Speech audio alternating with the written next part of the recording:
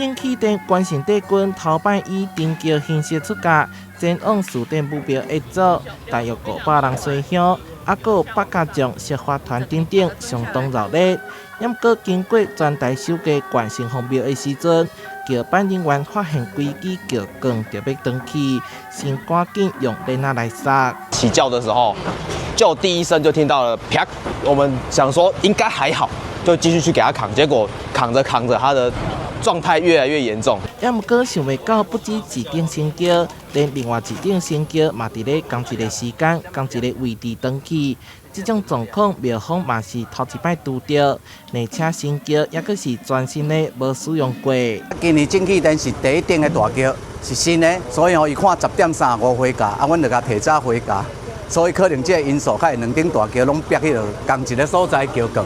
正气灯总干事指出，其实帝军原本有指示10:35分才回家，不过行程有提早，庙内人员决定伫10点特别准备起驾。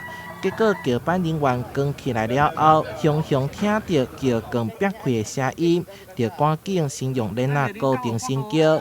神奇的是，整理好势，佮出发，才拄好是10:35分。可能是因为关圣帝君想要留在那边的时间长一点，那可能因为开心，所以轿子才断掉。神教的那个桥搭一定都要用花生油来保养，那可能因为太久没有擦油，所以导致才会断裂。是人为也是卡合，只会当讲神明的话爱听，新桥嘛爱定期保养，才会当避免类似情形发生。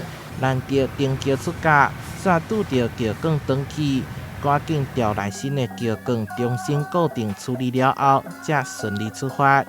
台南新闻社会采访报道。